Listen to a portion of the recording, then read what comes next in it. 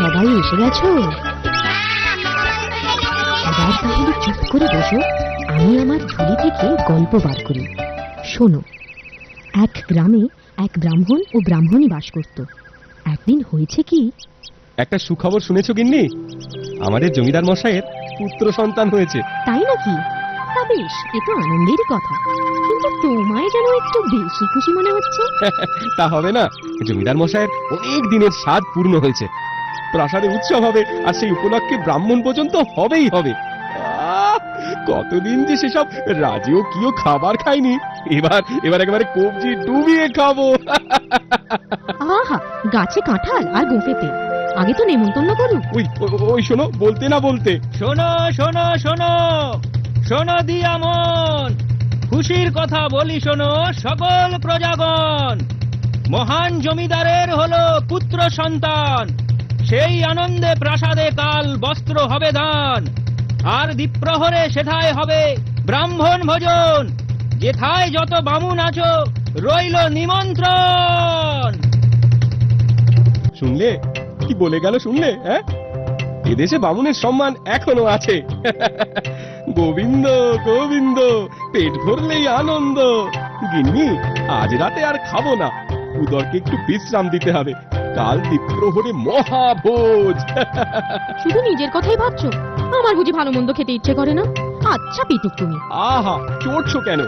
খালি হাতে ফিরবো নাকি? যাবো, খাবো, আবার রাতে দুজনের আহার নিয়েও আসবো। বামুনের ঝোলা কি খালি থাকবে? পরদিন সূর্য ওঠার সাথে সাথে বামুন জমিদার গৃহে যাত্রা শুরু করে। কিছু দূর যাওয়ার পর জঙ্গলের পথ। বামুন ভয়ে ভয়ে জঙ্গলের পথে হাঁটে। এই গভীর জঙ্গল রে বাবা, শেষে বাঘের পেটে প্রাণটা না যায়। বলতে না বলতে বামুন দেখলো পথের ধারে মস্ত একটা বাঘ পচা পুকুরের ফাঁকে পড়ে হাবুডুবু খাচ্ছে। আরে, বাঘটা ওখানে কি করছে? না বাবা, কাছে গিয়ে কাজ নেই, বাঘটা পাঁক থেকে ওঠার আগেই পালাতে হবে। ও বামুন ঠাকুর, শুনছো? ও বামুন ঠাকুর, ভয় পেও না, ভয় পেও না, দয়া করে এদিকে এসো, আমায় বাঁচাও, নইলে এই পাঁকে ডুবে আমি মারা যাবো যে। দয়া করে উদ্ধার করো আমায়। আহা, দেখে বিপদ আনি আর কি। তোমার চালাকি আমি বুঝি না? তুমি হিংস্র বাঘ, আমি তোমাকে বাঁচালে তুমি তো আমাকেই খেয়ে ফেলবে। দোহাই ঠাকুর, দোহাই, কথা দিচ্ছি, আমি তোমাকে খাবো না, আমাকে বাঁচাও। আচ্ছা, এত যখন মিনতি করছো, তোমার কথাই রাখি, কিন্তু তুমিও কথা রেখো, আমাকে খেও না জানো। সে আর বলতে, ঠাকুর, ঠাকুর তুমি ভয় পেও না, আমার কথার খেলাপ হবে না।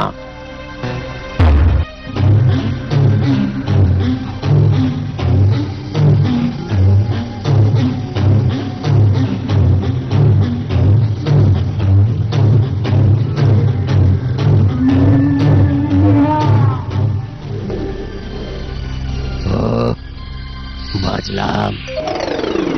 ঠাকুর, তুমি যাচ্ছ কোথায়? জমিদারের প্রাসাদে ব্রাহ্মণ ভোজন খেতে যাচ্ছি। তার হবে না ঠাকুর, তার আগে আমি তোমায় খাবো।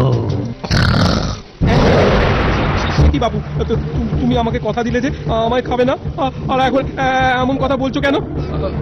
তোমার কি অধর্মের ভয় নেই? আমিও সব ধর্ম অধর্ম বুঝি না, মানুষ সামনে পেলেই আমি তাকে খাই। আমারই মতিভ্রম হয়েছিল, ভুলেই গিয়েছিলাম উপকারীকে বাঘে খায়। তা তুমি নিতান্তই যদি আমায় খাবে, তবে একটু সবুর করো। আমি আর সবুর সইতে পারছি না। 2 দিন ওই পাকে পড়েছিলাম, এখন আমার খুব খুব খিদে পেয়েছে। আমি আমি আমি এক্ষুনি তোমায় খাবো। তা খাও, তবে ধর্মের কথা শোনানো ব্রাহ্মণের ধর্ম। আমি তোমার উপকার করেছি, প্রাণে বাঁচিয়েছি, তাই আমায় কোনো সুযোগ না দিলে আমার প্রতি অবিচার হবে। মৃত্যুর পর আমার স্বর্গবাস হলেও তোমার নরকবাস হবে। বিশ্বাস না হয় 5 জনকে জিজ্ঞাসা করে দেখতে পারো, তারা কি বলে, বিচার হয়ে যাবে। তুমিও আমায় সুযোগ দিলে পাপের ভাগী হবে না, নরক যন্ত্রণার থেকেও বেঁচে যাবে। এই এই তোমরা মানুষরা এত কথা বলো না, শুধু শুধু দেরি করে দিচ্ছ। এই জঙ্গলে পাঁচজনকে পাবে কোথায়? না না না না, বেশি দেরি হবে না।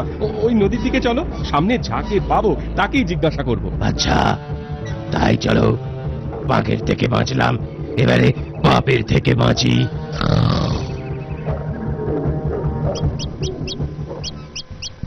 ওই তো, ওই তো একটা বট গাছ, ওকেই জিজ্ঞাসা করি চলো। ওহে জ্ঞানী বট গাছ, তুমি আমাকে একটা বিচার করে দাও তো। এই বাঘকে আমি পাঁক থেকে তুলে বাঁচিয়েছি, এখন ও আমাকেই খেতে চায়।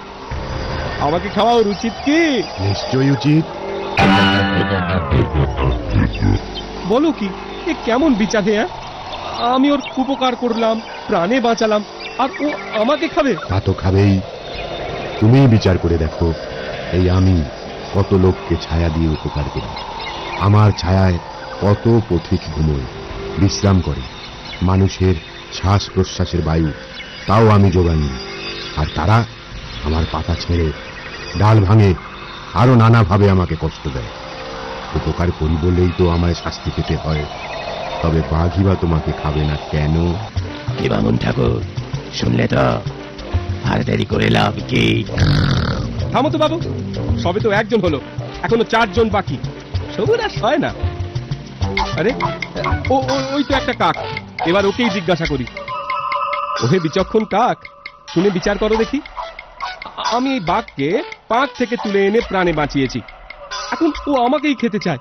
আচ্ছা, এটা অন্যায় কিনা তুমি বলো। অন্যায় কেন হবে? বাঘ যদি তোমাকে খায়, ধর্মের কাজ করবে। বাহ বাহ বাহ বাহ বাহ, খুব বিচার করলে তো। এই তুমি বিচক্ষণ, এই তোমার বুদ্ধি। মূর্খ কাক। মৃত্যুর মুখে তোমার বিচার বুদ্ধি লোপ পেয়েছে ঠাকুর, নইলে তুমি বাস্তব জ্ঞান হারাবে কেন? কি তোমার বাস্তব শুনি? এই আমাকে দেখো, যেখানে যত নোংরা আবর্জনা থাকে তা আমি খেয়ে থাকি। এতে কি সমাজের উপকার করি না? আমরা মানে কাকেরা না থাকলে সমাজের রোগ ব্যাধি আরো বেশি ছড়াতো। নোংরা আবর্জনা পরিষ্কার করে আমরা ঝাড়ুদারের কাজ করি। কাক কাক, আর তোমরা আমাদের দেখলেই ঢিল ছড়ো, বাড়ি থেকে তাড়িয়ে দাও। কাক অলক্ষণে কাক বলে গাল মন্দ করো, তা তোমরা উপকারীকে সাজা দাও। আর বাঘ তেমনটি করলে তার অধর্ম হবে কেন? কাক কাক। ও আর যে পারি না, খিদে পেয়েছে, খাবো। তার আবার ন্যায় অন্যায়, ধর্ম অধর্ম তোমরা পারো বটে। অত যদি বুঝতে তুমি, তো মানুষ হয়ে যেতে। চলো চলো, এবার 3য় জনের কাছে যাই।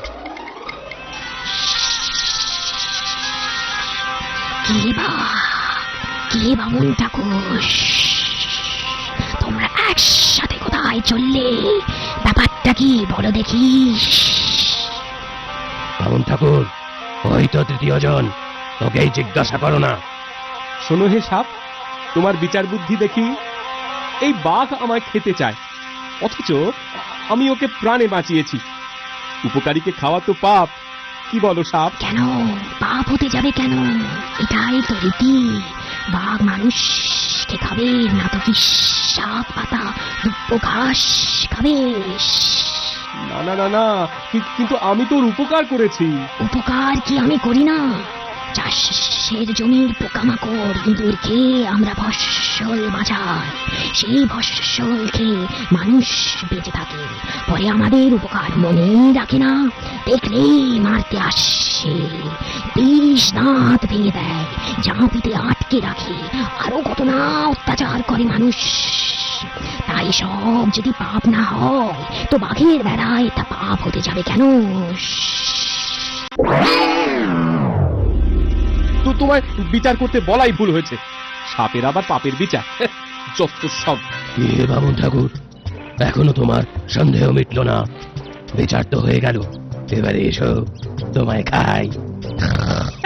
অত খাই খাই করো না তো, এখনো 2 জন বাকি। 10-এর মতের চেয়ে 1-এর মতো বড় হতে পারে যদি তার বিচার বুদ্ধি প্রখর হয়। চলো চলো, নদীর ঘাটের দিকে যাই। তাই চলো, তবে শেষ বেশ তোমায় আমি খাবই, এই বলে রাখলুম। হ্যালো।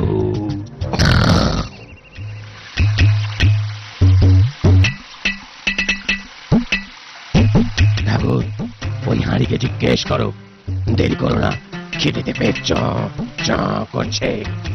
ওহে হাঁড়ি, একটা কথা শোনো, আমি এই বাঘকে প্রাণে বাঁচিয়ে বাঘ থেকে টেনে তুলেছি, আর এই অকৃতজ্ঞ বাঘ এখন বলে কিনা আমায় খাবে। আচ্ছা, তুমি বিচার করো, এটা কি উচিত?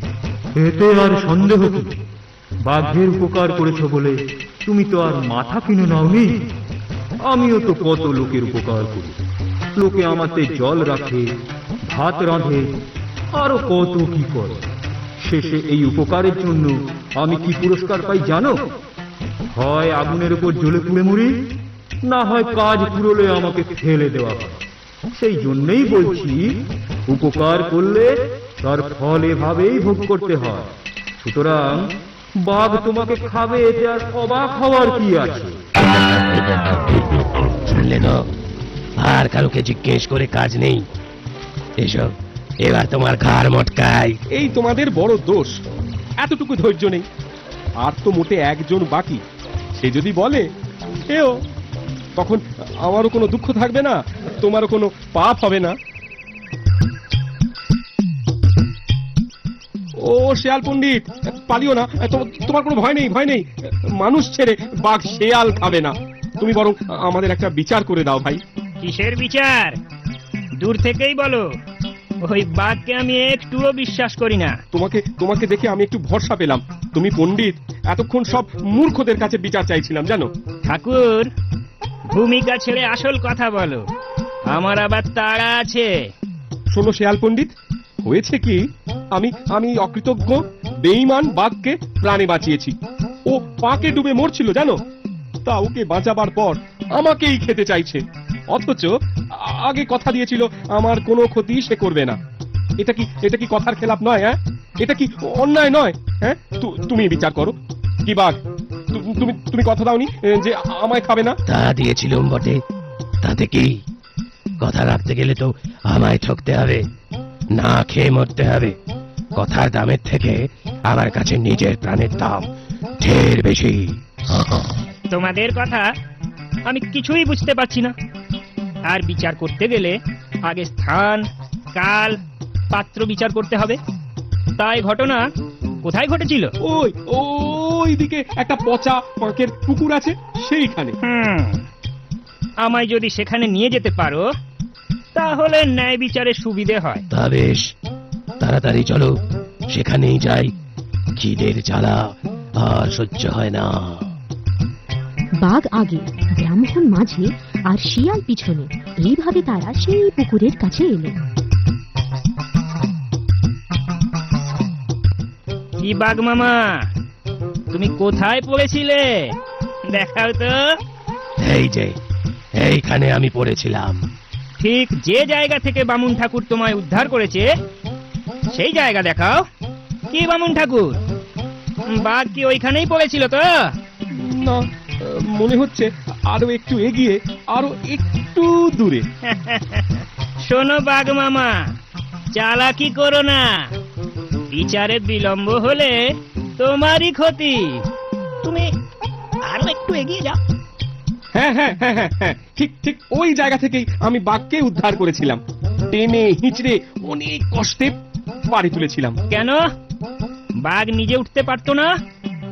ওহে বাপু বাঘ, তুমি নিজে উঠবার চেষ্টা করো দেখি। এই দেখো, আমি চেষ্টা করেও উঠতে পারছি না। এবার তোমার বিচার করো তাড়াতাড়ি, নইলে যে আমি পাকের মধ্যে, পাকের নিচে তলিয়ে যাচ্ছি।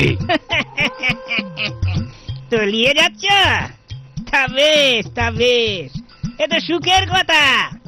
বামুন ঠাকুর, এক্ষুনি চম্পট দাও, আমিও পালাই। ওই বাঘ বেটা যেমন পাজি, এমনি ফল পাক। পাকের ভেতরে ডুবে মরুক। বাঁচাও, এ কেমন বিচার হলো? আমি ডুবে মরছি যে। ও বামুন ঠাকুর, এবার আমি সত্যি সত্যি কথা দিচ্ছি, আমি তোমায় খাবো না। আমাকে বাঁচাও।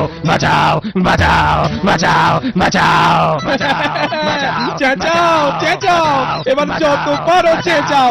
আমি আর কর্ণপাত করছি না, আমার ভালোই শিখতে হয়েছে। সে ভুল আমি আর করবো না। ধন্যবাদ শিয়াল পণ্ডিত, তোমায় সারা জীবন মনে থাকবে। এই বলে ব্রাহ্মণ ও শিয়াল চম্পট দিল, আর বোকা বাঘ ছটফট করতে করতে ক্রমেই ডুবতে থাকলো। আমার কথাটি ফুরলো, নোটে গাছটি মুড়ল।